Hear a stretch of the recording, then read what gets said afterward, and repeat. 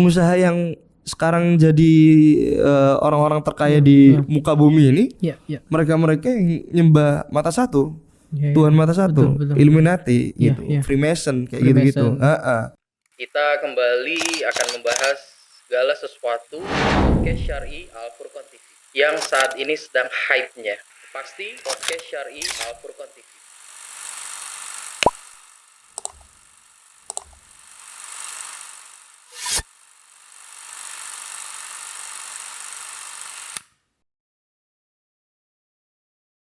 Bismillah.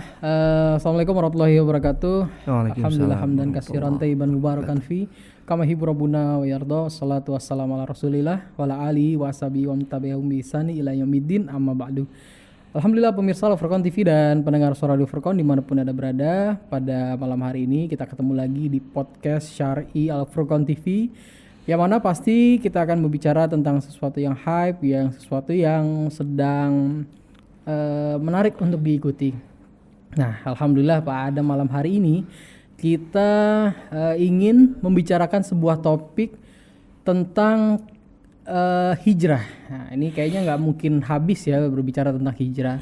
Jadi tentunya pastinya pemirsa sudah banyak kisah tentang hijrahnya seseorang itu, mungkin berangkat dari sebuah kisah dia bertemu dengan temannya, atau mungkin dia tersandung sebuah masalah dulunya dan sebagainya ya. Nah, ini kisah hijrah yang akan kita ceritakan pada malam hari ini merupakan titik balik daripada beliau, yang mana beliau sendiri sebenarnya merupakan anak orang mampu ya. Maksudnya kita katakan alhamdulillah beliau diberikan kemudahan oleh Allah Subhanahu wa taala untuk menempuh pendidikan dan sebagainya, dan kenapa beliau saat itu memilih untuk mondok di Pondok Pesantren Al Furqan Al Islami Gresik. Nah, menarik nih pemirsa Al Furqan TV, dan alhamdulillah sekarang kita sudah bareng dengan narasumber kita, yaitu Mas Kemal Maulidi. Kita sapa dulu beliau. Assalamualaikum warahmatullahi wabarakatuh. Waalaikumsalam warahmatullahi Sehat, wabarakatuh. Kemal, ya?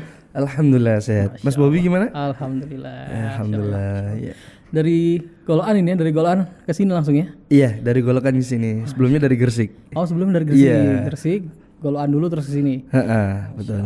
Oke, jadi seperti yang kita bicarakan tadi nih Mas Kemal. Jadi tentunya kan proses hijrah itu banyak sekali kisah nih. Ya, salah satunya mungkin yang dialami oleh Mas Kemal, sehingga salah satu tujuan Mas Kemal itu bisa mondok di Pondok Pesantren Al Furqan Al Islami. Nah, tapi tunggu dulu, kita nggak langsung bahas ke situ ya. Pastinya sedikit bercerita tentang beliau. Beliau merupakan salah satu anak daripada Sari Bumi Group. Masya Allah, Sari Bumi Group. Siapa yang tidak tahu Sari Bumi Group di area Sidayu ya, yang merupakan suatu perusahaan yang bergerak di bidang industri pupuk ya Mas Kemal ya. Iya betul. Salah satu industri pupuk, juga bata ringan dan sebagainya juga ya. Dan turunan-turunan pupuk lainnya Mas Kemal. Iya, berkaitan dengan itu. Masya Allah. Nah, alhamdulillah juga kemarin kita sempat berkunjung ke tempatnya Mas Kemal di Sari Bumi Group di Goloan ya. Jadi kalau Anda sendiri bercerita, kita kayak nggak nyangka ya masuk dengan kondisi gerbang yang biasa saja. Setelah kita masuk, wah gitu loh. Jadi isinya tuh bener-bener ini pabrik di dalam sebuah lahan yang inilah ya, kita bilang nih nggak terekspos lah. Gitu. Nah, Masya Allah nih Mak. Di situ juga beliau menjelaskan beberapa station dan juga tempat-tempat titik dari perjalanan proses pembuatan pupuk dan juga bata ringan. Nah, Masya Allah. Nah, mungkin Mas Kemal sebelum kita ngobrol lebih jauh nih, kita akan lihat dulu cuplikan yang sudah kita siapkan dari laporan dari reporter kita kemarin. Tafadhol. Silakan. Belajar gini dari mana dulu Mas Kemal? Nah, belajarnya ini dari ayah pasti. Iya. Sebenarnya Sari Bumi itu basic dasarnya di pupuk. Pupuk ya? Di pupuk. Baru dikembangin ayah ke bata ringan. Bata ringan. Masya Allah. Itu. Sebelum bata ringan malah ayah pengen bangun pabrik baja di belakang. Oh iya. Nah, berhubung waktu itu harga baja kok jatuh, akhirnya berpindah ke bata ringan itu.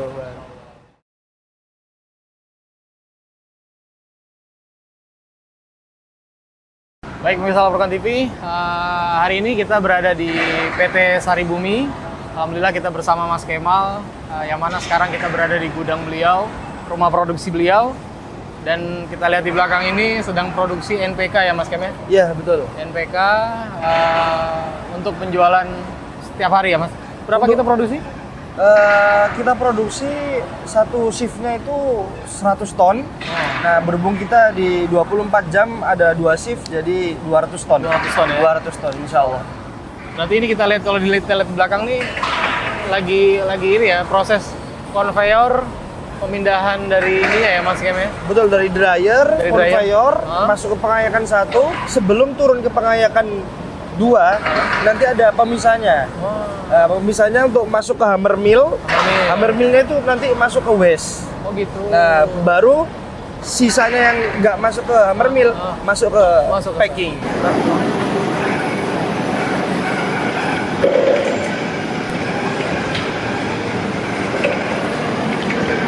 Semua listrik ya? Semua listrik, alhamdulillah. Kontrolnya semua dari sini, Bang.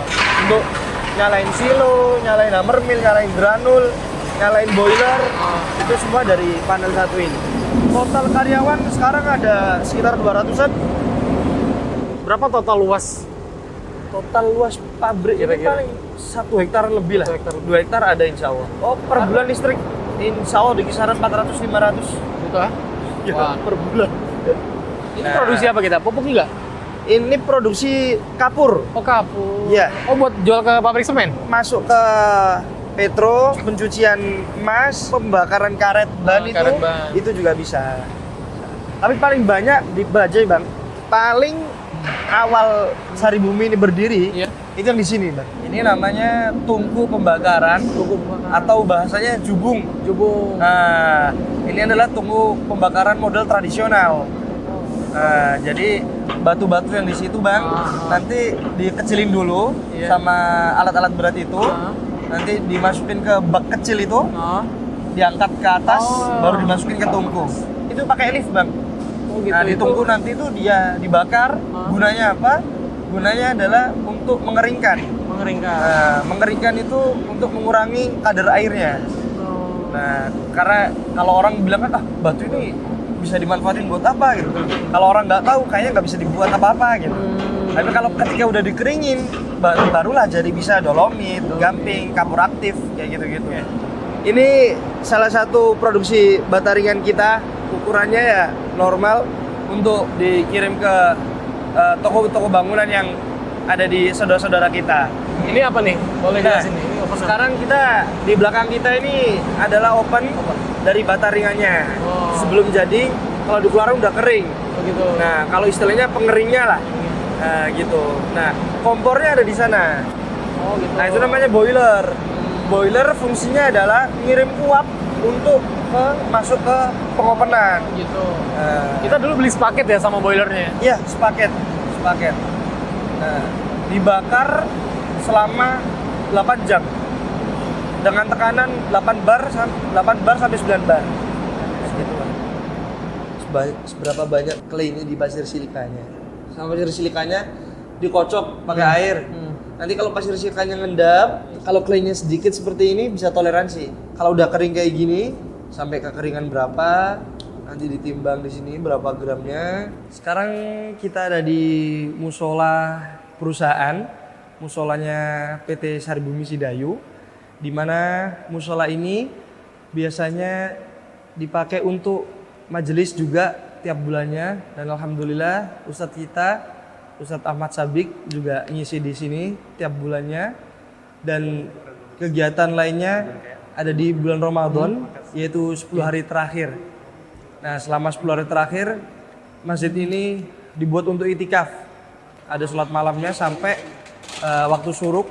Nanti setelah subuh baru ada kajian dari Ustadz Sabik juga. Masya Allah tuh, alhamdulillah itu perjalanan kita, tentunya didampingi langsung oleh Mas Kemal.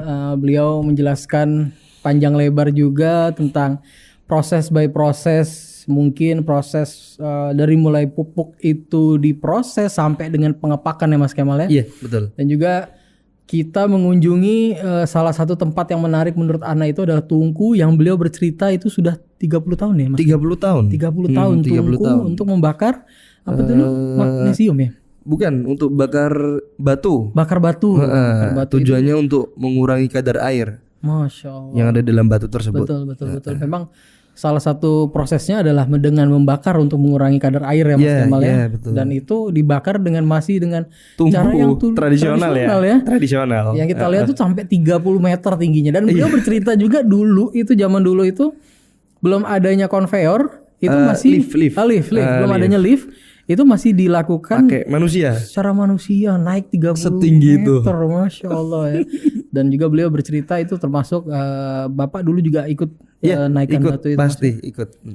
Masya Allah. Nah, ya apa yang kita tampilkan tadi bukan berarti kita ingin menunjukkan suatu proses dan hasil yang begitu besar ya. Cuman pastinya kita akan merasakan bagaimana hal itu menjadi bagian daripada kegigihan dari ayahanda Haji Marjono ya.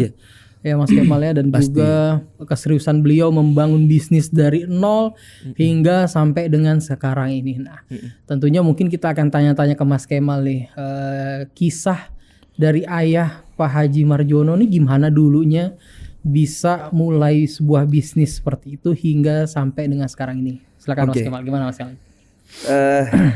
Jadi ayah itu terlahir dari keluarga yang sederhana dan beliau ditinggal ayahnya atau kakek saya itu di umur 3 tahun. Jadi dari kecil ayah itu emang hidup tanpa seorang bapak gitu. Nah, dan ayah juga tinggalnya di daerah Lamongan. Daerah Lamongan, desanya namanya Desa Brangsi. Nah, dari Desa Brangsi itu bukan titik awal suksesnya seorang ayah ya. Enggak. Betul. Cuma ayah itu suksesnya itu karena berani keluar dari zona nyaman. Masya Allah. Nah, gitu. Karena cara berpikir beliau itu, wah, yang cerita ke saya ya, cerita ke Ana, wah kalau aku di desa terus, betul. Tanpa berani keluar, masa aku sampai tua kayak gini terus gitu loh. Nah, karena bekal itulah yang memberanikan ayah ini berani untuk keluar merantau. Betul. Nah, ibu beliau juga jualannya di pasar gitu, jualan kayak ikan asin, ikan panggang, dan sejenisnya itu. Beliau juga bukan lulusan dengan titel yang serentet atau dengan pendidikan yang tinggi, karena beliau yang pernah cerita ke Ana itu sekolah rakyat. Oh, sekolah rakyat. Sekolah rakyat SR, masih belum SD waktu itu ya. Betul. Masih SR. Nah, karena beliau waktu itu kan sekolah, dan sekolah beliau ketika cerita ke Ana itu juga perjuangannya lebih berat kayak lebih berat daripada Laskar Pelangi kayaknya. Betul. Kalau Laskar Pelangi di filmnya dulu kan ditampilin kayak mau ngelewatin ada buaya nih, gitu kan. Nah, beliau itu cerita waktu sekolah SR-nya itu, waktu berangkat ke sana itu jaraknya beberapa kilometer gitu, lebih dari 1 kilo lah, lebih dari itu, dan harus melewati Bengawan Solo. Bengawan Solo. Karena dulu belum ada jembatan kan, belum ada jembatan. Akhirnya beliau juga melewati Bengawan Solo itu dengan renang. Itu kok bisa seragamnya nggak basah? Kalau ceritanya karena itu seragamnya diangkat dulu, jadi renangnya pakai satu tangan. Satu tangannya itu buat megang seragamnya di atas. Itu perjuangan beliau. Nah, setelah itu baru beliau merasakan kayak, aku sekolah kok cuma bisa minta sama ibu doang nih. Kalau kayak gini terus kayak ngeberatin orang tua gitu loh. Nah, berawal dari situ dan keyakinan ayah tadi, kalau aku di sini terus kayaknya nggak maju-maju deh. Nah, berangkat dari keyakinan itu, tekad seperti itulah yang membuat ayah akhirnya memberanikan diri untuk merantau keluar dari desanya ke kota seperti itu. Dan bekal beliau itu nggak ada waktu itu. Ya namanya juga terlahir dari keluarga sederhana. Betul, betul. Yang beliau pesankan ke Ana adalah bekal terbesarnya adalah doa seorang ibu. Karena yang waktu itu yang dipunya ayah itu ibu aja gitu. Nah, nenek Ana. Betul.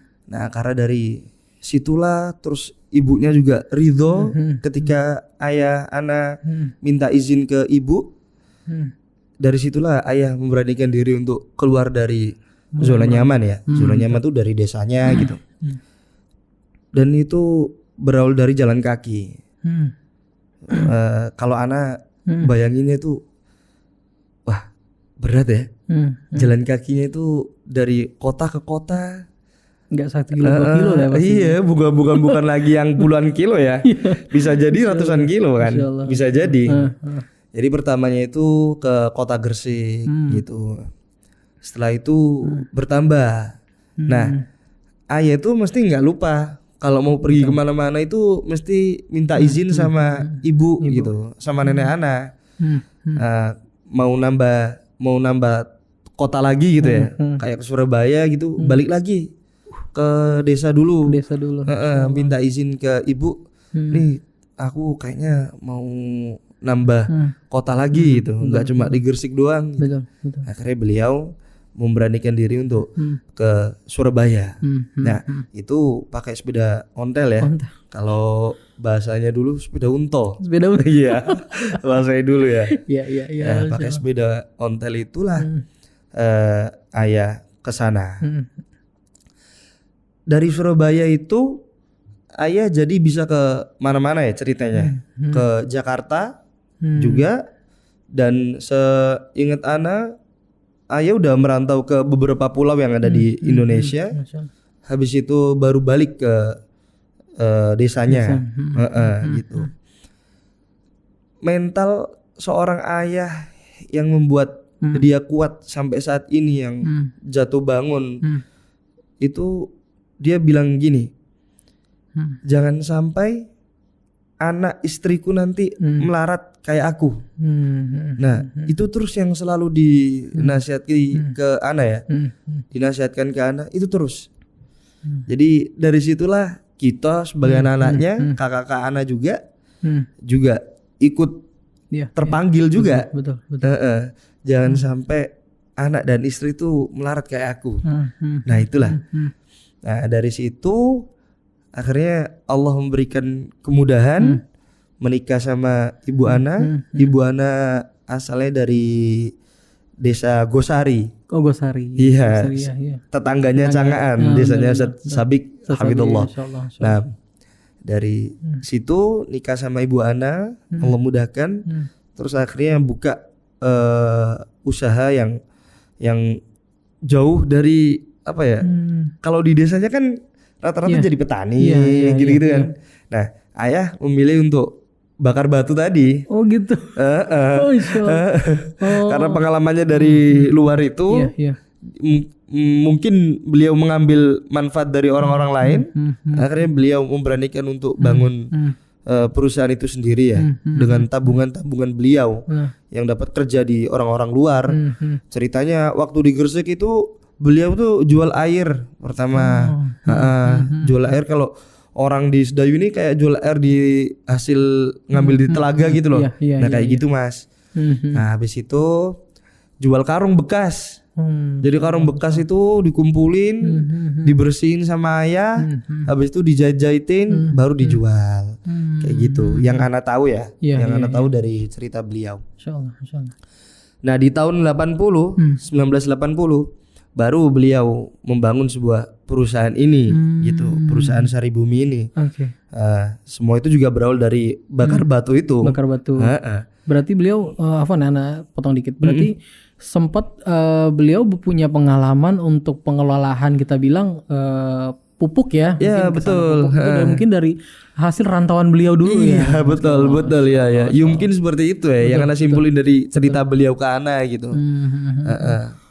Gitu. Jadi mulai perusahaan Saribumi ini sekitar tahun berapa Mas Kemal? Itu tadi 1980. Iya, 1980. Masya Allah, cukup tahun 80-an ya. Tahun 80-an. Tapi di zaman itu beliau cerita petrokimia udah ada. Oh gitu ya? Iya, iya. Oh iya. Iya, iya. Menjadi kompetitor beliau kayaknya. Masya Allah.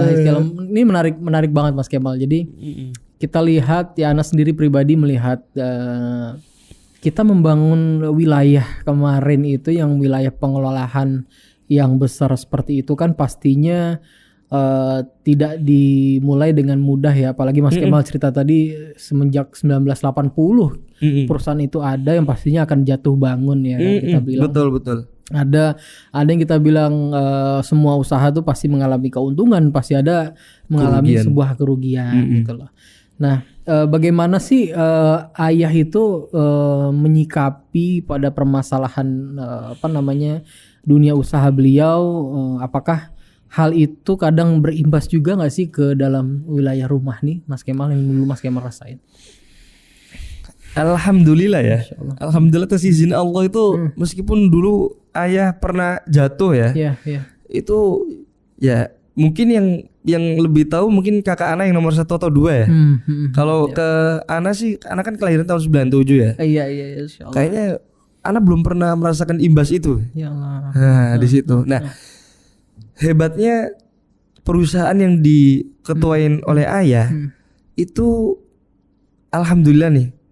Itu karyawannya tuh nggak pernah demo untuk kenaikan UMR ya, atau kita ya. Iya, alhamdulillah sampai sekarang itu, Bang. Kalau Ana lihat di TV kan ngeri ya, di demo orang lain. Betul. Gaji nunggak atau ini dan alhamdulillah ya pasti atas izin Allah pastinya kemudahan itu sampai sekarang belum pernah merasakan sih. Betul. Jadi karyawan tuh benar-benar nyaman ya. Ya, karena ya konsepnya sekali lagi karyawan itu dibuat seperti kayak keluarga kita sendiri. Nah, gitu. Betul. Ya ketika Ana diamanain sebuah usaha, beliau itu pesannya bagaimana kamu bisa memposisikan karyawan itu kayak keluarga kamu sendiri, Nak. Nah, gitu. Masya Allah, di situ. Kalau bisa ngerawat karyawan, insya Allah usaha kamu lancar. Betul ya, betul. Pesan yang menarik banget itu ya. Kayak Mas Kemal tadi, Mas Kemal cerita nih, Mas Kemal lahir tahun 97 ya. Iya, waktu kerusuhan. 7 tahun lebih muda dari Ana. Masya Allah. Berarti sekitar 23 sekarang nih Mas Kemal. Iya. Alhamdulillah. Oke, Mas Kemal. Ana mulai sekarang sedikit masuk ke Mas Kemal ya. Jadi kita bilang Mas Kemal tidak mungkin belum mengalami namanya membangun sebuah usaha. Namun sekarang ini kan Mas Kemal salah satu bagian daripada keluarga besar Saribumi yang memang kita bilang berharap perusahaan ini sustainable ya, bertahan hingga sampai kapanpun lah ya. Tentunya membuat bertahannya perusahaan itu kan pasti ada challenge sendiri lah ya, tantangan sendiri bagi Mas Kemal. Nah, selama ini yang Mas Kemal alami untuk masuk ke dalam manajerial bagian dari Saribumi Group nih, apa yang menjadi tantangan besar bagi Mas Kemal? Tantangan besar itu pastinya regenerasi ya. Iya. Betul. Karena kita kan nggak ikut bangun nih. Benar. Kita kan cuma istilahnya diwariskan gitu loh. Betul. Kalau ayah mungkin udah tahu kan dari titik nol, titik jatuh dia bangun lagi, pasti beliau udah gampang lah nyikapin kayak gini insya Allah kalau atas izin Allah gitu kan. Betul. Nah kalau kita sebagai anak regenerasinya itu agak berat ya. Bener. Walaupun ayah nyantai itu, tapi kadang kita lihat sendiri. Betul.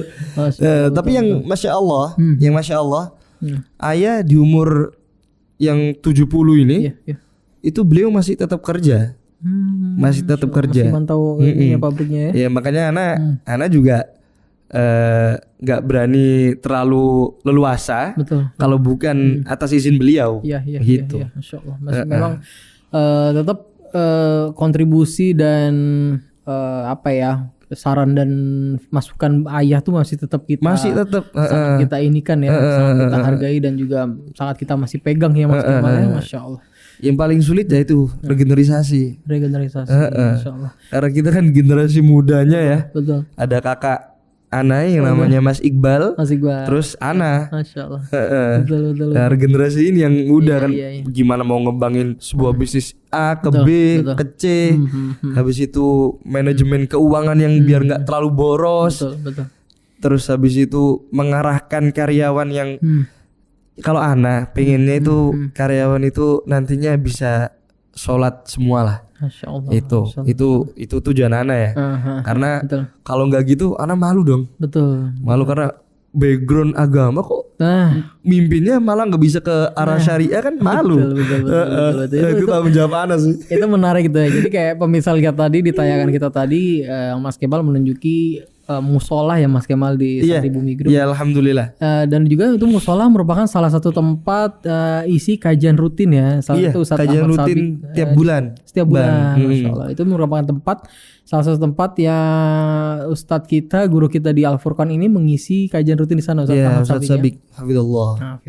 Nah, oke Mas Kemal, sekarang balik lagi ke topik awal nih ya. Kita bilang bagaimana dulu Mas Kemal menjadi seorang anak pengusaha. Tadi Mas Kemal sudah jelaskan bagaimana dulu ayah memulai usaha hingga dengan sekarang ini yang Masya Allah kita lihat perusahaan sustainable ya masih bertahan sampai dengan sekarang ini. Oke, pastinya kalau kita lihat ya kalau dibilang standar hidup berkecukupan lah alhamdulillah Mas Kemal ya. Alhamdulillah ya, alhamdulillah. Nah pastinya kan dulu yang rata-rata yang Anda tahu itu orang yang hidup secara berkecukupan itu justru memilih untuk jalan hidup yang mungkin gue pengen masih pengen mewah-mewahan dan sebagainya. Betul. Iya.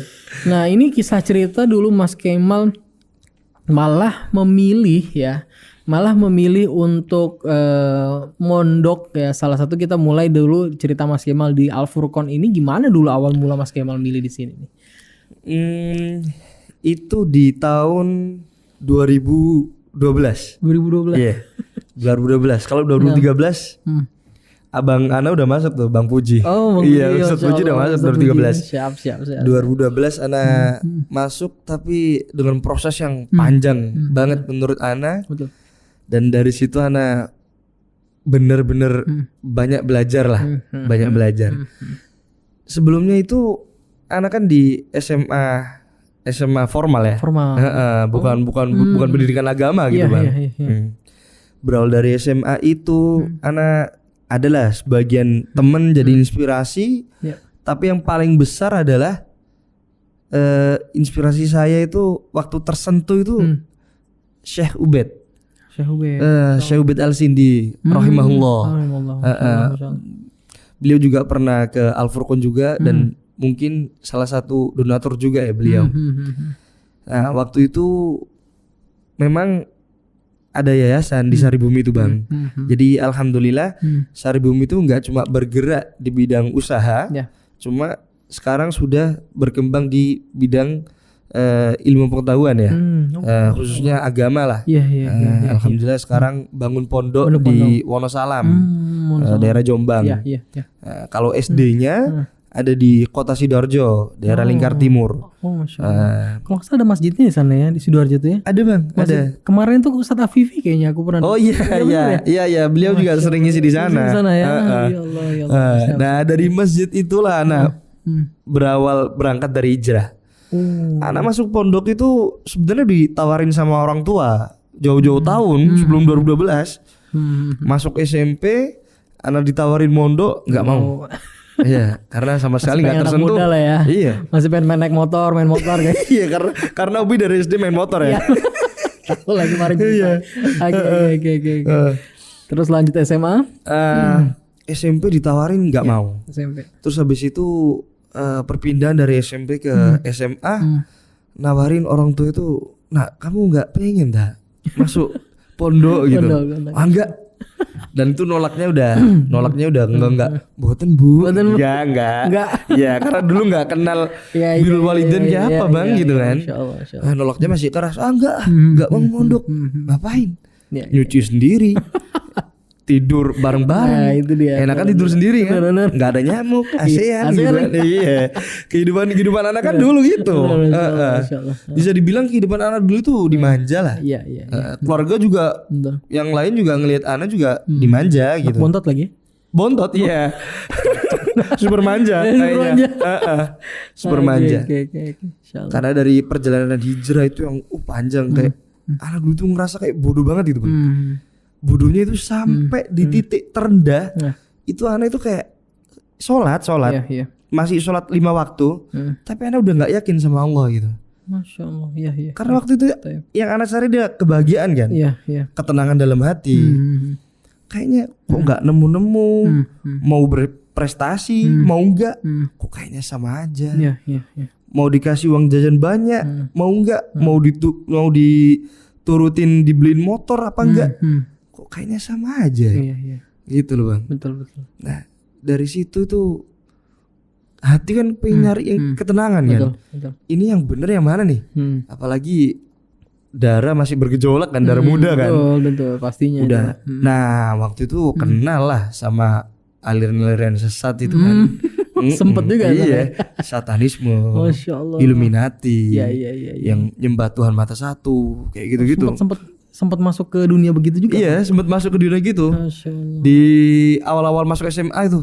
Kayak gitu, Bang. Ya, mungkin ini Allah nunjukin ini. Iya. Gue kasih jalan yang ini dulu deh. Betul. Gitu. Nanti surprise-nya belakangan. Masya Mungkin Allah ngasih jalan seperti itu ya. Iya. Wah, anak sholat. Udah sholat aja lah. Karena anak takut gini. Kalau nggak sholat dimarahin orang tua nih. Iya. Gitu. Iya, betul. Udah sholat aja. Tapi udah nggak yakin. Nggak yakin kayak kok sholat pun nggak nemu kebahagiaan ya. Apa yang salah kehidupan ini? Masya Allah, iya. Akhirnya masuk SMA lah. Di situ sambil belajar banyak. Belajar ilmu-ilmu kayak gitu tadi, Bang. Iya.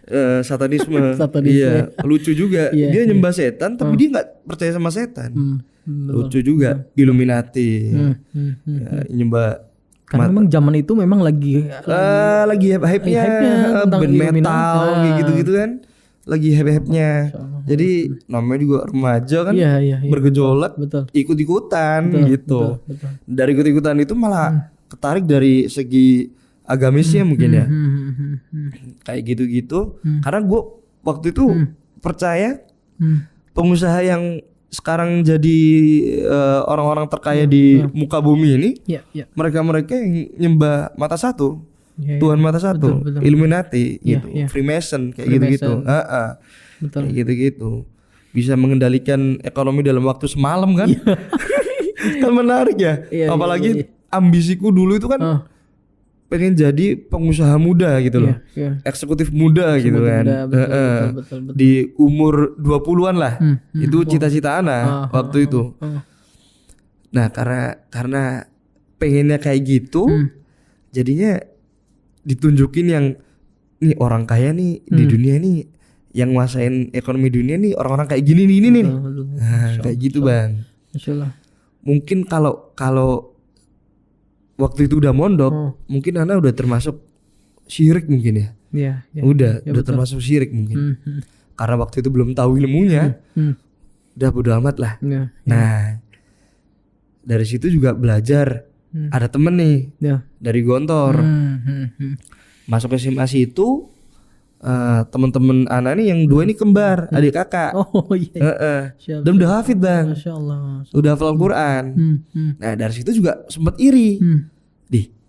Enak nih orang yang tahu ilmu agama. Betul. Di acara apapun dibutuhin. Betul. Muqaddimah iya. Terus di acara kayak pembukaan apa-apa juga mereka bacain Al-Quran. Habis itu kalau khutbah Jum'ah disuruh maju nggak pakai persiapan langsung maju aja. Masya Allah. Dari situ anak kayak mikir enak mungkin ya. Enak. Jadi orang yang tahu ilmu agama gitu. Benar. Bisa ngaji, bisa ngimamin, baca Al-Quran itu tahu maknanya. Iya. Nah dari situ kayaknya udah mulai kelihatan nih. Ini yang bener, ini yang salah gitu. Iya. Dan ada temen yang nasihatin anak yang itu ya masalah Freemason tadi. Iya. Lu jangan ngacu lu. Gila aja. Lu kan Islam. Iya. Lu ngapain ikut-ikutan kayak gitu? Lu bisa-bisa keluar dari Islam lu. Syirik. Iya juga ya. Nah akhirnya anak ngikutin jalan yang tadi, Bang. Yang alumni Gontor itu. Singkat cerita, di perjalanan itu ana banyak ngelakuin yang gak bener sama orang tua. Durhaka sama orang tua. Orang tua udah ngelihat ana ini kayaknya pergaulannya udah gak bener nih. Itu udah mulai mau diminta motor, HP, udah iya yang bisa melalaikan gitu loh. Udah mau disita. Udah disita-sita itu. Iya. Tapi ana bentak jawabnya. Masya Allah. Lu kalau mau nyita, sita aja semuanya. Gue juga gak bakal mati kalau disita semuanya. Itu jawaban ana bang, yang masih ana ingat sampai sekarang. Dan itu menjadikan motivasi ana untuk lebih lagi untuk birrul walidain lah. Iya. Itu ya waktu zaman itu ya nggak ngerasa bersalah. Betul. Karena kan kita nggak tahu ilmunya ya. Benar. Dari situ yayasan itulah, masjid itulah tadi yang Saribumi itu yang membuat akhirnya ana kayak tersentuh gitu. Terus Iya. wah di sini nih kayaknya nih yang bener nih kan. Iya, betul. Nah karena waktu itu udah pengen tahu ilmu agama bang, jadi yang ana bawa buku pelajaran yang ana bawa ke sekolah SMA itu nggak cuma pelajaran kayak fisika, matematika enggak, Betul. tapi kayak Al-Quran terjemahan. Masya Allah. Karena ana pengen banget jadi orang yang nggak bodoh gitu loh. Iya. Ngerasa kayak wah kemarin tuh bodoh banget, ngapain ngikutin kayak gitu-gitu kan ya. Benar. Nah cerita setelahnya itu Iya. malam apa ya? Intinya kita di Saribumi itu ada arisan bang, arisan keluarga lah. Oke. Iya. Nah setiap arisan itu ada ustadz yang isi kajian. Nah dulu ana tiap kajian nggak pernah dengerin. Ya hidayah belum nyentuh ya kan, hidayah belum masuk bang. Belum nyantol ya. Kajian anak tinggal kemana gitu kan. Insyaallah. Nah waktu itu karena udah bener-bener penasaran sama ilmu agama. Nah qadarullah Syekh Ubaid Al-Sindi itu datang ke yayasan. Dan waktu itu ana masih dulu yang di Sidoarjo. Iya yang di Sidoarjo itu bang. Nah. Dan waktu itu ana masih penasaran banget. Nama Syekh itu kayak gimana sih? Kok kayaknya lebih dari ustadz? Setahu ana waktu itu ya, waktu itu. Iya. Datanglah Syekh Ubaid Al-Sindi. Karena waktu itu yang ana tahu Syekh itu kayak Syahli Jabir. Iya. Nah waktu itu kan masih mencuat tuh. Benar. Beliau masih Masya Allah kan. Iya. Dalam hafalannya, bacaan beliau. Wah Syahli Jabir ya. Syekh gitu loh. Nah, akhirnya wah ini kok sama-sama Syekh nih. Iya. Kayaknya ilmunya sama-sama tinggi. Betul. Ya gitu. Akhirnya datanglah yang sebelumnya nggak pernah terpanggil di kajian itu. Karena waktu itu penasaran, akhirnya terpanggil. Datanya kan lama Syekhnya kan. Perjalanan dari bandara ke yayasan itu. Iya. Sebenarnya dekat. Mungkin karena macetnya ya, perkotaan. Betul. Jadi akhirnya lama datangnya. Meskipun lama, waktu itu anak tungguin aja. Karena penasaran kan, nama Syekh tuh kayak gimana? Beliau nih kayak gimana nih Syekh nih? Nah, anak tunggu. Alhamdulillah beliau datang. Karena waktu itu yayasan belum terlalu bagus seperti sekarang ya. Masih awal-awal ngebangun gitu kan. Anak duduk, beliau ngasih kajian sebuah nasihat. Nah nasihat ini yang anak akhirnya terpanggil untuk masuk ke pondok gitu. Beliau bilang, wahai saudaraku yang ada di Saribumi ini, aku berwasiat kepada saudaraku semuanya yang ada di sini untuk sekali-kali jangan pernah melakukan sebuah kesyirikan. Mau syirik kecil, mau syirik besar, karena itu semuanya akan mengundang murka Allah gitu loh. Nah, entah kenapa beliau ngomong gitu tuh hati anak langsung tersentuh gitu. Itu ngerasa kayak flashback yang kemarin-kemarin tuh, ya Allah salah banget. Gue takut banget bang. Kayak apa gue kemarin udah murtad ya? Gitu ya. Lagi kepikiran gitu. Iya. Insyaallah. Apa kemarin gue udah murtad ya? Ngelakuin hal itu ya? Takut banget. Nah, yang akhirnya bikin obat itu udah tersentuh kan bang. Akhirnya kayaknya langkah selanjutnya gue beraniin deh buat masuk pondok gitu. Di kesimpulan hati anak sendiri. Nah, yang membuat obat tadi itu beliau ngasih buku Fadilah Amal. Dan itu yang masih anak simpan sampai sekarang kan. Karena anak merasa berjasa banget karena beliau gitu. Rahimahullah. Ana baca-baca dapat 1 minggu mungkin ya. Ana megang buku itu. Pokoknya tiap ke sekolah atau pulang dari sekolah bacanya itu terus pokoknya. Ana nggak mau buka fisika, matematika, Ana udah bodo amat lah. Iya. Karena yang anak kejar waktu itu ketenangan kan. Iya, betul. Hidup udah nggak enak gitu. Nah dari situ kan Ana juga nyimpulin bahwa harta itu nggak bisa memberikan ketenangan. Betul, Harta betul, ya betul. nggak bisa memberikan ketenangan dari situ. Dulu apa yang kurang bang? Iya. Fasilitas ada ya kan. Fasilitas ada semua ya. Uang saku nggak usah takut Nggak lah. usah takut. Iya nggak usah takut lah. Masya Allah. Ya dari segi-segi itu nggak takut lah. Iya. Tapi kenapa kok semua itu nggak memberikan ketenangan, bahkan sampai anak ngikutin Illuminati kayak gitu-gitu kan? Iya. Buktinya kayak gitu. Nah dari situ Fadilah Amal sudah anak baca selama seminggu, lebih mantep lagi bang. Mantap lagi.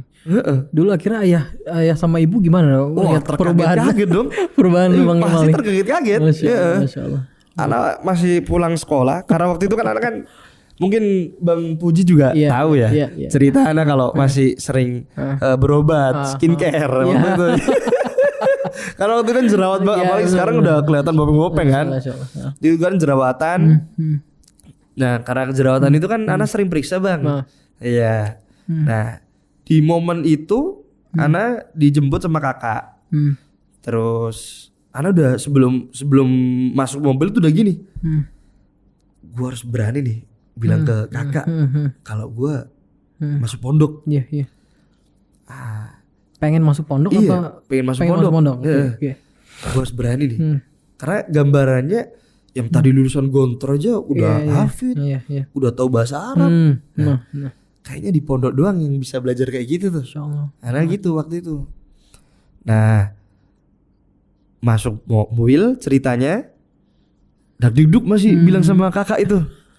Berarti bilang nggak ya? Ke Mas Bilang Iqbal nggak ya? Iya ke Mas Iqbal itu. Masya Allah. Bilang nggak ya? Bilang nggak ya? Akhirnya turun, masuk klinik, pulang. Nggak sampai pulang sih, nggak sampai pulang. Masuk klinik itu gue bilang sambil duduk nungguin antrian. Ana bilang, Mas, boleh nggak bilang sesuatu? Mau bilang apa dek? Kayaknya loh, kayaknya adik pengen masuk pondok. Masya Allah dia aja terkaget-kaget bang. Hah? Serius loh? Yang kemarin nolak-nolak sekarang pengen masuk pondok sendiri gitu kan? Serius? Iya mas, serius insya Allah. Wah mungkin karena seneng ya. Iya. Aku tak cepet-cepet telepon ayah deh sama ibu ngasih tahu berita ini. Iya. Ya Allah itu bagiannya itu kayak responnya kayak gini ya. Iya. Masya Allah responnya. Betul. Telepon lah ayah sama ibu. Ya adik Kemal pengen masuk pondok nih. Wah yang serius. Nanti candaan lagi. Atau bikin-bikin cerita nih. Enggak serius ya. Nah kebetulan orang tua waktu itu di rumah Bude yang di Sidoarjo kan. Akhirnya yaudah kalau serius tak jemput deh. Nanti ketemu di rumah makan mana gitu. Nanti kita makan di situ kita obrolin. Kakak kabarin, Dek nanti kita makan di mana sama ayah gitu nanti diobrolin. Masalah kamu pengen mondok nih. Itu kayaknya respon yang benar-benar serius ya dari orang tua. Akhirnya ketemu lah, ketemu ngomong, kamu beneran nak pengen mondok? Iya ya. Ayah nggak pakai mau percaya mau enggak, cuma di telepon doang. Langsung beliau respon yang baik. Ya udah. Ayo coba nyari pondok nak. Nah itu yang membuat anak kayak orang tua aja nggak pakai nanya-nanya. Wah beneran nggak nih gini langsung bang. Langsung. Jadi ketika anak sore itu di Surabaya malamnya udah berangkat ke Jogja. Berarti dulu sempat ke Jogja untuk nyari pondok ceritanya. Iya betul. Nyari ke mana-mana dulu. Karena dulu belum kenal namanya Al Furqan. Yang tahu setahun. Gitu ya. Baik. Walaupun tinggalnya di Golokan. Tinggal di Golokan sini. Tetanggaan nggak tahu Al Furqan bang. Yang tahu cuma setahun gitu aja. Berangkatlah Di Jogja. ke Jogja. Itu sore malamnya harus langsung nyari tiket kereta kan. Dan alhamdulillah mungkin Allah mudahkan jalannya ya. Iya. Langsung dapat tiket kereta, maunya pesawat tapi nggak ada pesawat. Iya. Adanya kereta, langsung berangkat ke Jogja. Nyampe Jogja itu subuh. Nyampe Jogja subuh, habis itu sholat jamaah dulu. Nah, dulu itu bodohnya Ya. habis sholat subuh masih sholat sunnah masih. Padahal nggak ada. Kisah Iya. kan, belum tahu ilmunya. Bodohnya kan? ada di Iya. situ. Wah, habis sholat subuh malah sholat sunnah ba'diyah. Karena ditegur lah sama kakak. Iya. Ngapain deh sholat sunnah deh? Ya karena pengennya kan Betul. apapun dilakuin gitu. Yang penting agama ini tersampaikan lah gitu kan. Kesampaian lah nyari ilmu agama. Saking semangatnya tadi. Ternyata nggak ada di sholat sunnah ba'diyah. Bener. Ya Allah. Jadi memang pelajaran yang modal semangat gak ada ilmu tuh ya kita gini ya. Betul. Udah jadi barabi nanti. Ya Allah. Jadi Jogja itu sempat mondok gitu, sempat dapat pondok. Enggak, cuma nyari-nyari aja bang. Karena waktu itu yang pondok terkenal kan Bin Bas, Bukhari, Al Irsyad. 3 pondok itu.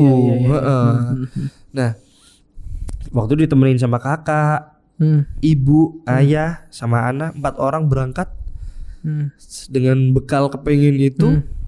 Udah di Bin Bas pertama itu. Habis itu pindah lagi ke Bukhari, Solo ya.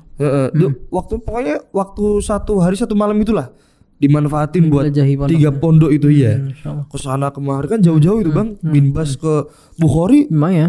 Betul. Habis itu ke ini Al Irsyad. Al Jauh Irsyad banget di- beda kota itu. Iya. Yang di apa namanya? Salatiga tuh. Iya Salatiga. Jatuhnya kan beda kota Iya, kan. beda kota. Iya. Mungkin karena semangatnya seorang orang Iya, tua ya. Betul. Yang tahu anaknya pengen mondok langsung aja digas. Langsung aja, masyaallah. Nah, malam akhirnya kita di penghujung malam itu jam 11-an kita mau pulang, nggak dapat tiket pesawat, tiket kereta nggak dapat, akhirnya tiket bus. Nah, tiket bus. Pulang lah pakai bus kan. Berempat tuh. Berempat. Masya Ya. Allah, Masya Allah. Pulang naik bus sampai di Bungurasi. Iya. Nyampe abis itu pulang ke rumah, setelah sholat subuh ditanya, gimana pondok? Mana yang mau dipilih? Iya, 3 pondok yang kemarin kita datengin itu, ada yang berminat gak? Anak pikir, kok kayaknya nggak ada. Padahal udah diliatin asrama Al Irsyad, Iya, asramanya Bin Bas, asramanya Bukhari. Kok kayaknya nggak ada. Karena jujur aja deh, kayaknya nggak ada ya. Kaget ayah kan, loh, kok nggak ada? Terus gimana? Gimana ya? Nah, langsung terbesit waktu Iya, itu. iya. Karena waktu itu kan dulu anak ini bang, apa kuburan lama ini atau orang Sedayu biasanya nyebutnya kuburan ceret. Iya, kuburan ceret. Ini tempat anak dulu nyeting sepeda. Oh, gitu. Yes. Balapan di sini nyeting-nyeting. Iya. Bor up. Ngetes-ngetes sepeda di jalanan ini kan. Iya. Nah, karena waktu di sini kan sering lewat sini nih. Jalanan ini. Serawan ya. Karena ini masih tambak semua nih. Masih tambak semua. Kok kayaknya ada orang yang sarungan, pakai baju koko. Iya. Nah, itu terbesit kayak di Al Furqan aja nggak ya? Tapi nggak tahu Al Furqan, cuma gini doang. Di Serowo nggak ya?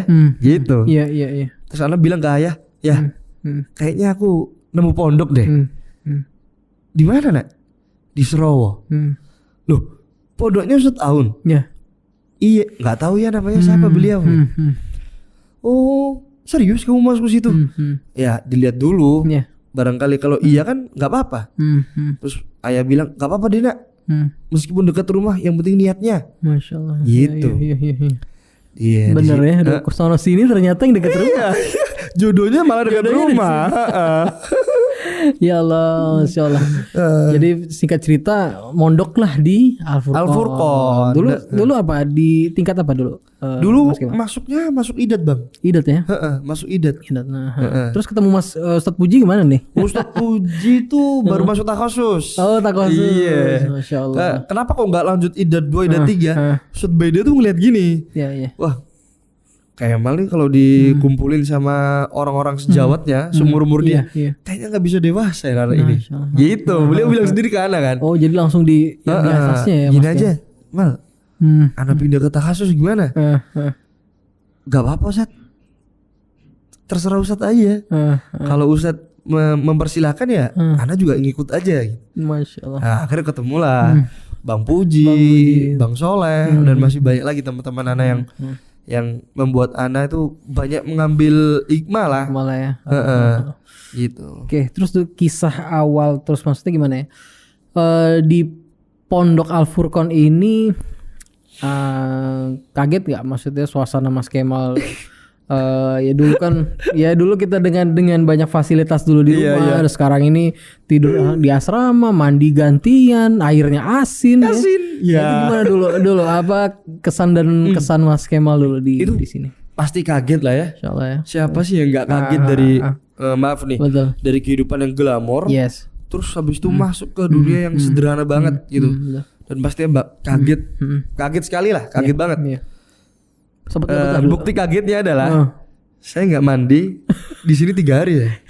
Iya. Yang ceritanya pakai air galon itu gimana? Air galon tuh dapat berapa bulan ya bang? Ya Allah. Beberapa bulan dulu. Habis itu baru pakai air galon. Ya Allah. Awal itu masih kayak kenapa kok nggak mandi? Pertama ya, jujur aja nih. Iya. Jijik masalah kamar mandinya kan. Allah. Masuk pertama itu kayak pede banget gitu masuk pondok kan. Masuk kamar mandinya gitu. Setelah ngantri masuk, lah kok gini kamar mandinya? Gue balik aja. Balik aja deh. Gak mandi dulu. Selama 3 hari, tapi kan siapa yang tahan bang? Gak mandi 3 hari kan cuma ganti-ganti baju aja, wudu gitu kan. Gak tahan. Nah, ada kakak kelas, anaknya Bu adiknya Ustadz Lutfi, namanya Mas Ubed. Wah, Mas Ubed. Mas Ubed mungkin tahu ya. Oh, Mas Ubed, adiknya Ustadz Lutfi ya? Adiknya Ustadz Lutfi. Mas Ubed. Mas Ubed nanyain ke Ana. Kenapa Mal? Kok kayaknya agak galau gitu kan? Aku belum mandi nih Mas. Kenapa kok belum mandi? Ya gimana ya? Ya kayak gitu. Oh, coba mandi aja di rumahku gitu. Akhirnya ya jazakallah khair lah. Syukron banget ke Mas Ubed itu yang akhirnya memperbolehin Ana mandi di rumah beliau. Akhirnya mandi. Dari situ penyesuaian. Malam pertama itu sebenarnya Ana sebelum masuk sini banyak cobaan bang. Gitu ya? Iya apa jujur aja banyak cobaan. Baru ngambil formulirnya aja ke Al Furqon, Ana nabrak orang di perempatan sini kan. Nah Ana difitnah kan. Namanya juga masih muda bang, pakai motor CBR waktu itu. Dikira Ana yang nabrak. Padahal waktu pengakuan beliau ketika Ana sowan ke rumah beliau untuk meminta maaf, itu memang beliau mengakui kalau Ana yang nabrak gitu loh. Kalau beliau yang nabrak. Karena kan posisinya itu Ana mau masuk ke perempatan sini, mau ke Al Furqon. Di depan Ana ada Avanza kan. Namanya perempatan, orang kan banyak yang mau nyebrang nih. Betul. Nah, Ana udah nyadar bang, wah perempatan. Gue pelan-pelan lah. Pelan lah. Gue di belakang Al Furqon. Al Furqon lagi. Di belakang Avanza. Di belakang Avanza ngelihat dari jendelanya Avanza kan tembus pandang. Betul. Ngelihat dari sebelah kanan depan, kayaknya ada yang nyelonong nih. Nah, qadarullah. Begitu cepat nyelonong, nabrak lah Ana kan. Karena kita masih muda, difitnah lah. Ana yang nabrak beliau. Wah, akhirnya ricu bang. Gitu ya. Ana dipojokin ke tembok, mau ditonjokin orang-orang tuh. Mau ditonjokin, udah diangkat itu ke pojokan tembok kan. Akhirnya dibelain sama beliau kan. Udah. Ini urusan, karena beliau tahu kalau anaknya Pak Haji Marjono. Udah dah, ini urusannya dia sama aku gitu. Udah kamu nggak usah ikut-ikut lah gitu. Dari situ pulang dari sowan ke rumah beliau itu tetap ngambil formulir di Al Furqon. Ngambil formulir. Masih kepikiran itu kayak. Masih kepikiran. Sebelum masuk pondok ujiannya udah kayak gini nih. Fitnahnya luar biasa. Masya Allah. Sampai anak waktu itu kan disalahin orang-orang sedayu kan. Kayak disalahin orang laundry, disalahin orang yang jualan rujak. Oh gara-gara kamu nih. Masya Allah. beliau jadi nggak bisa jalan, Ya Allah. sakit kayak gini. Nah itu kan kalau orang nggak terlatih mentalnya udah down ya. Iya. Betul. Kok kayak gini ya penerimaannya? Belum apa-apa kok udah kayak gini. Iya. Tapi waktu itu Ujian anak Benar-benar deh. dihujat kan. Tapi itu anak gini doang. Karena anak pengen nyari ilmu agama ya. Dan mungkin ini cobaannya gitu loh. Betul, insyaallah. Rasulullah aja lemparin kotoran sampai segitunya. Masa aku kok gini doang udah ngalah gitu. Nah, akhirnya di situ tetap ngambil formula Al-Furqan, malamnya ngisi, bilang ke orang tua, oke. Terus malam itu juga ngebalikin formulir ke Al-Furqan. Waktu itu yang ketemu pertama kali Ustadz itu Ustadz Muammar, Ustaz Muhammad. sama Ustadz Nur Halim, Hafidhullah. Diterima sama beliau, akhirnya dibolehin masuk Al-Furqan, keterima. Nah pas keterima itu yang malam pertama itu ya, karena anak masuknya kan besoknya. Iya. Nah besoknya itu tapi malam bang masuk sini, otomatis kan malam udah gak ada aktivitas, anak-anak langsung tidur kan di asrama. Betul. Anak juga langsung tidur di asrama. Nah dari situ yang bikin bimbang lagi kan. Iya. Ya Allah, dari yang sebelumnya pakai AC, tidur di atas spring bed, gak ada nyamuk. Ini sekarang kok tidur orang banyak, 30 orang bang. Kipas cuma 2 kan. Iya. Pojokan sana, pojokan sini, tengah nggak kena. Iya kan. Anak-anak pada mojok semua kan. Yang anak yang baru datang kan nggak dapat kipas dong. Iya betul. Banyak nyamuk. Anak waktu itu gini aja. Apa gue besok sore udah pulang ya? Lah itu udah. Iya. Pulang aja. Kayaknya PP aja deh. Dari rumah ke sini Jadi orang nggak deket. asrama dulu ya. Pikir nggak asrama. Orang deket doang kok. Masya Allah. Nangis. Tapi nangis anak kan Iya. ya sendiri-sendiri Iya, lah, biar betul. nggak tahu teman-teman kan. Betul. Belum kenalan, belum kenal sama teman-teman. Terus habis itu karena nangis itu akhirnya kepikiran lagi. Karena dari semenjak SMP, SD, Yes deh. Ana itu selalu diolok-olokin sama saudara-saudara Ana. Kalau Ana itu nggak gentle, nggak gentle ya kenapa? Karena sering nangis, gitu kan. Betul. Nah dari situ Ana pengen buktiin. Kenapa? Yang masuk pondok keinginan aku sendiri, Iya. keinginan Ana sendiri. Kalau Ana pulang dengan keinginan sendiri, wah, gue juga nggak gentle dong. Gentle, betul. Gitu. Karena nggak gentle itulah akhirnya udahlah, gue Bismillah aja. Cari ilmu agama, mau air asin di sini, mau panas, mau kumpul sama teman-teman tidurnya. Dari situ Ana beraniin aja. Masya Allah. Nah, yang SMA dulu udah nawarin bang ke orang tuanya, ke orang tua Ana. Nih Ananda Kemal, kalau nggak kerasan di pondok boleh kok balik lagi ke sini. Gitu bang. Jadi berarti belum sampai selesai itu SMA dulu ya waktu itu mas? Belum bang, baru masuk 3 bulan apa ya? Satu SMA, kelas 1 Iya kelas 1 SMA. Masya Allah. Baru masuk 3 bulan itu. Oke. Ditawarin kayak gitu. Ya Ana juga mikirnya zona nyaman dong. Iya betul. Kenapa nggak balik aja kalau nggak kerasa kan gitu ya? Karena tapi enggak lah, sekali lagi tetap Di pondok pengen gentle aja gitu. Betul. Jadi orang yang bertanggung jawab lah. Betul. Berapa lama dulu akhirnya di Al-Furqan nih Mas Kem? Gimana mas? Berapa lama dulu akhirnya di Al-Furqan dulu? Di Al-Furqan 3 tahun. 3 tahun. Alhamdulillah. Iya. Masya Allah ya, Masya Allah. Perjalanan panjang. Betul, panjang. Tapi sebenarnya nggak panjang juga ya 3 tahun tuh. Bagiannya kayaknya kok singkat gitu. Masya Allah. Setelah pas dewasa ini ngerasa kayak, dulu mondok kayak singkat banget ya, kurang lama gitu. Iya. Nah, di situ Ana akhirnya memberanikan diri. Ada teman Ana tuh yang sekarang di Madinah, alhamdulillah. Masya Allah. Namanya Ade Setiawan. Oh, di Setiawan. Nah, pagi bangun waktu makan bareng-bareng tuh dia nyalamin Ana. Antum siapa namanya gitu kan. Kenalan lah bang. Iya. Nah yang bikin terkesima dia bilang gini, welcome to the jungle ya bro. Gitu. Wah welcome to the jungle. Segitunya kehidupan di pondok ya. Gitu ada kan. lebih tertantang lagi kan. Ya udah deh. Ya Dut tadi ngalamin nggak mandi 3 hari. Betul. Gitu kan. Terus pengen kabur, pengen balik lagi ke rumah.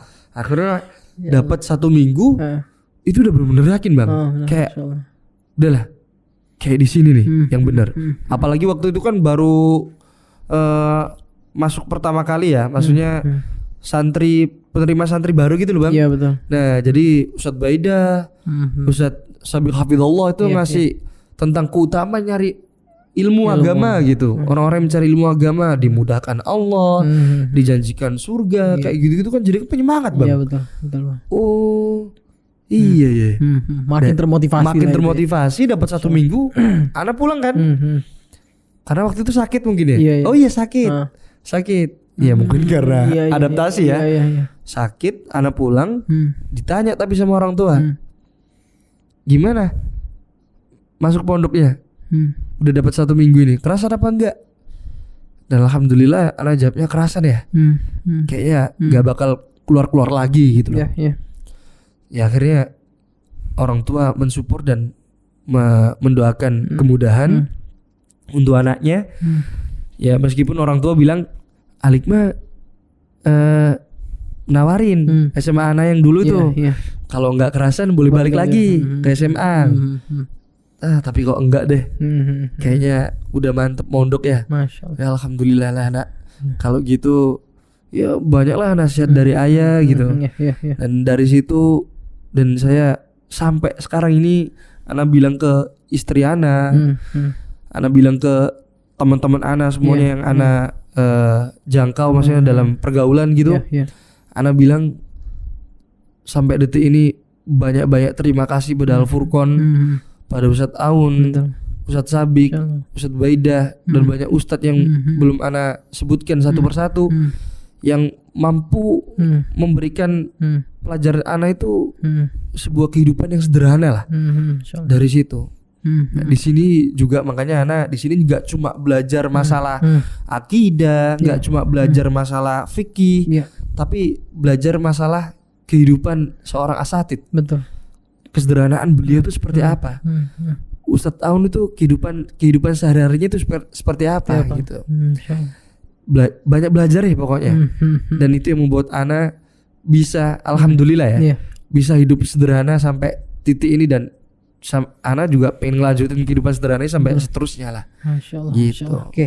Mas Kemal, ini sambil sebagai penutup nih kan kita tahu bahwasanya kita mengenal Mas Kemal sekarang ini. Ana sering lihat Mas Kemal jadi imam di masjid ya kan. Alhamdulillah ya. Allah ya. Terus juga itu nggak nyangka juga. Itu kan sekarang mungkin Mas Kemal sudah hafal berapa juz dalam Al-Quran ya kan. Semoga Allah mudahkan. Jadi perjalanan tadi Mas Kemal cerita dari sampai mengenal ya dunia hitam ya kan, sampai dengan sekarang mungkin kalau ibaratnya tuh Mas Kemal yang awalnya mungkin overlap ya, di overlap sama orang, sekarang mungkin bisa ngembalap orang nih, yang kayak kita bilang kalau niat Mas Kemal besar untuk belajar agama, sampai Mas Kemal mungkin sekarang kalau kita bilang ya alhamdulillah bahasa Arab mungkin udah inilah ya, udah luar kepala kayaknya, Masya Allah. Terus juga udah berhasil menjadi imam masjid. Mungkin bisa sharing ke kita Mas Kemal bagaimana sih ketekunan itu bisa membuat kita mungkin hampir menggapai cita-cita ya. Mungkin Mas Kemal dulu awal bercerita ingin punya cita-cita, ingin lebih dekat dengan agama, dan sekarang ini alhamdulillah Allah mudahkan ya kan. Alhamdulillah. Ya surprise lah ya kita bilang. Seperti ini akhirnya Mas Kemal. Nah dulu boleh nih Mas Kemal cerita ya. Kalau pengen ngobrol panjang sih pengen banget panjang nih ya. Cuman Masya Allah nih kita terbatas waktu nih ya kan. Betul. Jadi mungkin Mas Kemal kasih kita inilah ya, sharing-sharing mungkin anak yang masih belajar ilmu agama nih biar lebih semangat lagi nih Mas. Sama-sama aja lah Bang. Nah, yang anak ambil itu justru dari ayah ya. Ya, Masya Allah. Karena ayah tuh banyak banget mengajari kehidupan, realita di kehidupan gitu Bang. Yang selalu beliau ajarkan itu adalah kesabaran ya. Makanya nanti juga ada cerita tentang ayah pernah ditipu sampai jatuh, bangun lagi. Beliau banyak zolimi sama entah teman-temannya atau yang lainnya. Dan yang ana ambil dari beliau adalah kesabaran ya. Nyari ilmu itu harus sabar ya. Betul. Dan sampai saat ini pun ketika ana memotivasi adik ipar ana ya, adik istri ana yang sekarang masuk akhwat di Al Furqan, alhamdulillah. Di 1 tahun yang lalu sebelum adik saya masuk itu, saya bilang gini, ketika seseorang sudah melihatkan dirinya untuk mencari ilmu agama atau yang sejenisnya yang berbau-bau agama ya, pasti jalannya berlika-liku. Insyaallah. Kenapa? Ya karena kita mau dapetin surga kok. Betul. Dimudahkan pasti. Iya. Allah mudahin. Tapi di tengah perjalanan kemudahan itu kan banyak lika-liku. Iya, betul. Ya entah diuji kesabaran, entah diuji keistiqomahannya, kayak gitu-gitu kan. Betul. Nah, dulu anak di Al Furqan juga adaptasi itu selama 1 tahun bang. Insyaallah. Jadi di idat itu waktu anak bukan untuk mencari ilmu agama mungkin ya, karena adaptasi aja. Iya. Masa adaptasi. Kak, anak itu orangnya gini bang. Sebelum masuk ke lingkungan, entah lingkungan pelajaran, entah lingkungan pondok A, pondok B, apapun deh, ataupun pekerjaan, anak itu pengen kenal dengan usernya dulu. Masya Allah. Nah, setelah anak kenal usernya, baru kan dapat jaringan temen, tahu temen, deket sama teman. Dari situ kan itu yang mudahin kita kan, bisa belajar bareng. Kalau kita kesulitan nanti bisa ditolong sama temen, kayak gitu kan. Jadi anak bukan orang yang pintar dalam teori.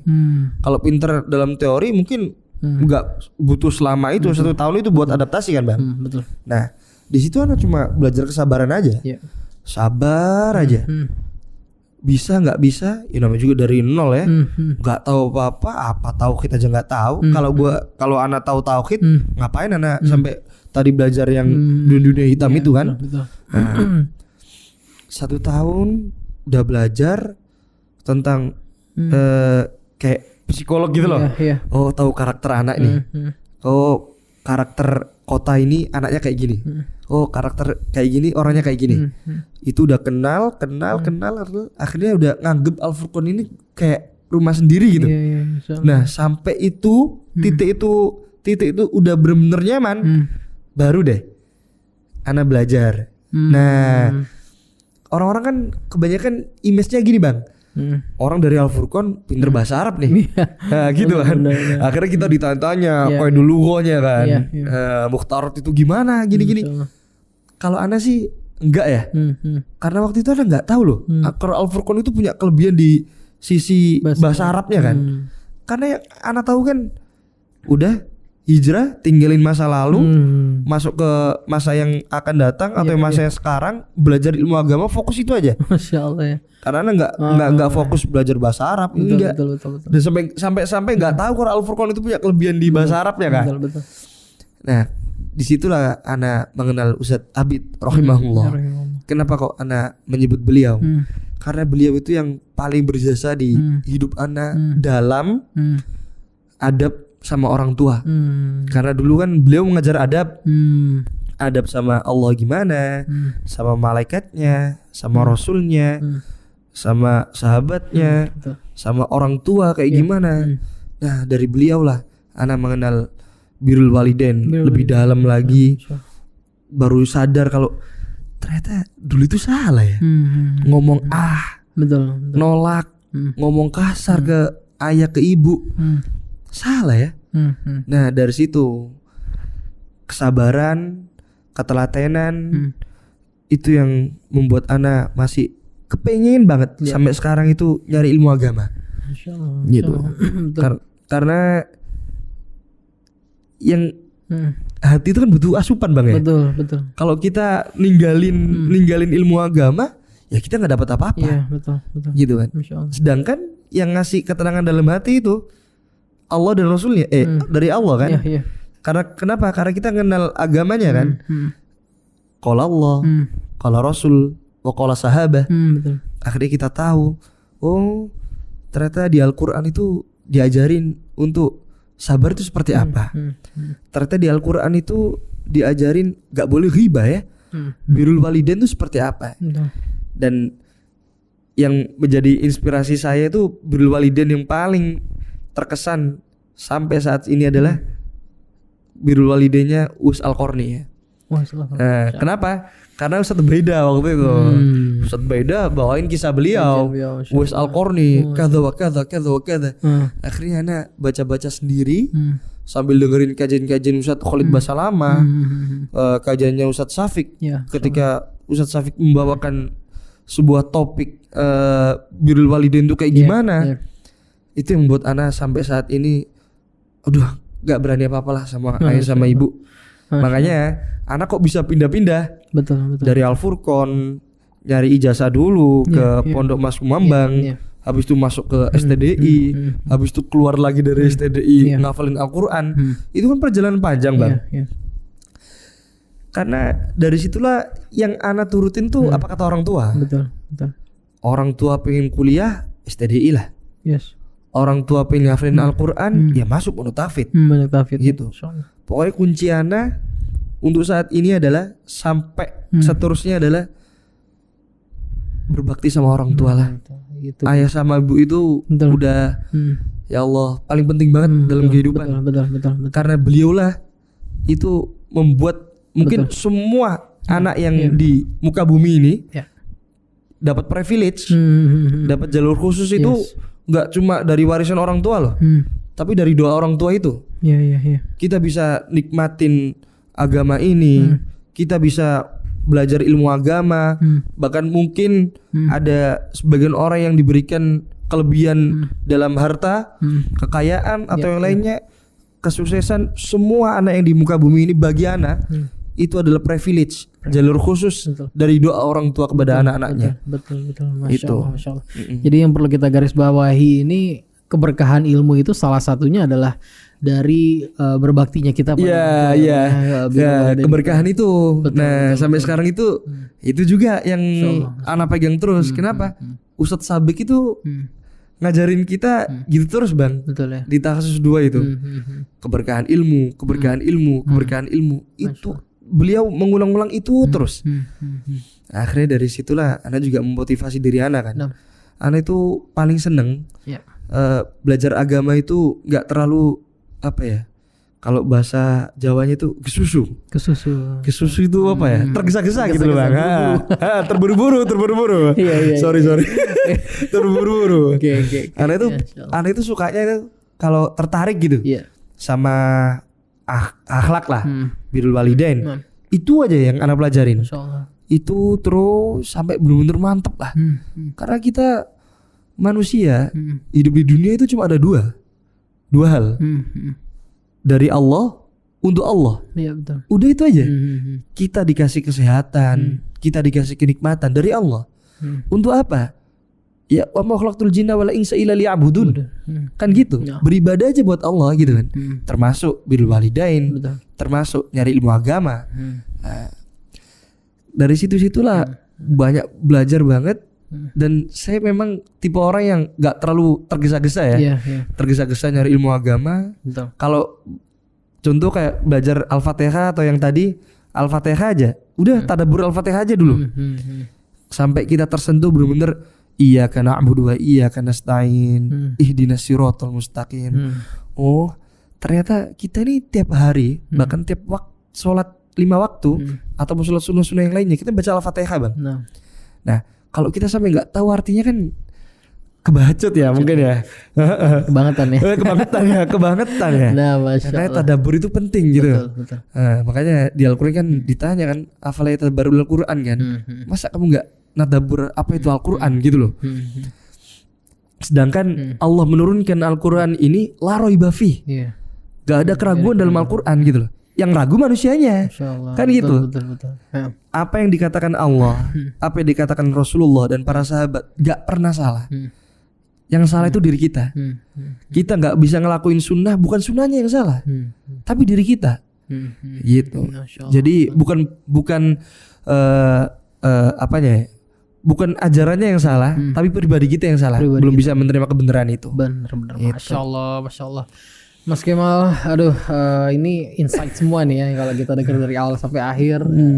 Terima kasih banyak untuk waktu berbaginya. Ya, kan? Anda juga jazakallah kan udah diundang di Al-Furqan TV. Ini udah apa ya? Maksudnya tuh jarang-jarang nih kesibukan Mas Kemal bisa mau apa ya berbagi dengan kita nih, Masya Allah nih. Ya semoga hal ini menjadi bagian dari inspirasi ya. Bagian dari inspirasi kita. Ya paling tidak kita yang mau belajar, mau mulai hijrah ini, ya nggak ada sesuatu yang salah dalam memulai ya, Mas. Jangan takut pokoknya. Betul, jangan takut, jangan ragu untuk memulai, walaupun kita Mas Kemal bilang tuh pasti ada lika-likunya, sampai kesungguhan, keniatan, dan sampai Mas Kemal tadi bahas bagaimana kita kalau bisa berbakti lebih pada orang tua tuh keberkahan ilmu tuh pasti akan ada. Ya, betul. Oke, Mas Kemal. Ya semoga nanti ada waktu lain lagi kita bisa amin lagi insyaallah cerita hal yang lain lagi kan. Ya kan kita mengucapkan jazakumullah khair kepada Mas Kemal. Semoga, dan juga titip salam buat Bapak. Ya, insyaallah anak sampaikan. Semoga bisa main ke studio juga nih. Insyaallah ya. Insyaallah seru nih kayaknya. Oke, baik pemirsa Al-Furqan TV dan pendengar suara Al-Furqan dimanapun Anda berada, itulah episode podcast kita dengan Mas Kemal, salah satu keluarga besar dari Sari Bumi juga. Kita mengucapkan terima kasih juga kepada para penonton yang telah menyaksikan dari awal hingga akhir. Semoga apa yang kita bicarakan pada malam hari ini bisa memberikan manfaat untuk kita semua. Oke, kita tutup dengan doa kafaratul majelis. Subhanakallahumma wa bihamdika asyhadu an la ilaha illa anta astaghfiruka wa atubu ilaik. Assalamualaikum warahmatullahi wabarakatuh. Waalaikumsalam. Insyaallah. Jazakallah khair. Baik. Mantap, Masya Allah.